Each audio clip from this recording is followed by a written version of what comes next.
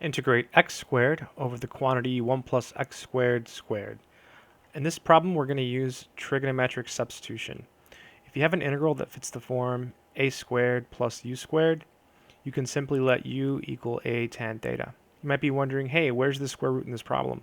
We can think of 1 plus x squared squared as the square root of 1 squared plus x squared to the fourth power. So there is a square root in the problem. So in this case, u is simply x, and a is equal to 1. So we end up with x equals tan theta. Pretty easy substitution to make. So computing dx, we end up with secant squared theta d theta.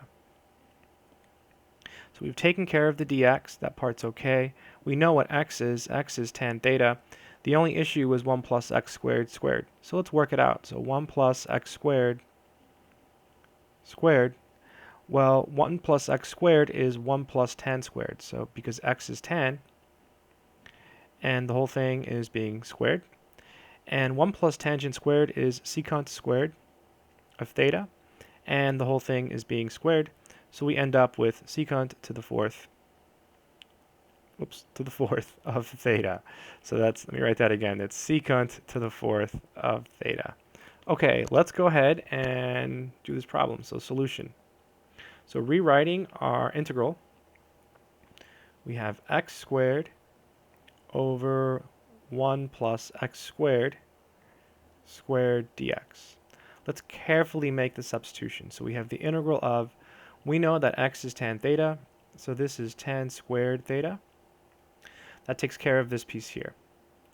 And as for dx, we said that was secant squared theta d theta.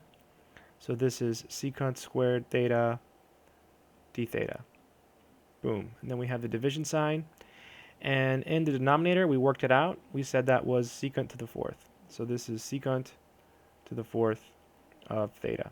So this is equal to the integral of, looks like we lose 2 of the secants. So we have tangent squared theta over secant squared theta d theta. It's really easy to get stuck at this point. There's probably more than one way to do it. One way to do it is to use the identity for tangent. Tangent squared, you know that 1 plus tangent squared of theta is secant squared of theta. That means that the tangent squared of theta is equal to secant squared of theta minus 1. So I'm going to do it that way. Is there another way? Probably. So this is the secant squared of theta minus 1 over the secant squared of theta d theta. Rewriting this, we get secant squared over secant squared. Right, secant squared over secant squared, that's 1, so just d theta. Minus, and then we get 1 over secant squared. But 1 over secant is cosine. So this is going to be cosine squared theta d theta. So this is equal to, well, this is a 1. There's a 1 here, so this is theta minus, and then we'll use an identity here. This is 1/2 1 plus cosine 2 theta. That's the identity for cosine squared. So this is equal to, let's keep going, long problem.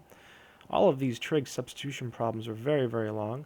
This is minus 1/2 d theta. And then here it's going to be minus 1/2 cosine 2 theta d theta. To integrate cosine of 2 theta, you know that the derivative of sine is cosine, so you know you're going to get sine, and you just divide by the 2. So this is theta minus 1/2 theta minus, dividing by the 2, we get 2 times 2 is 4. And then we get sine of 2 theta. And then plus c. At some point, we have to draw a triangle, so we need to get rid of the 2 theta. We just want theta. So this is equal to, let's see, there's a 1 here. 1 minus 1/2 is 1/2 minus 1/4. We're going to use the identity for sine 2 theta. That's 2 sine theta cosine theta. And then here we have the plus c.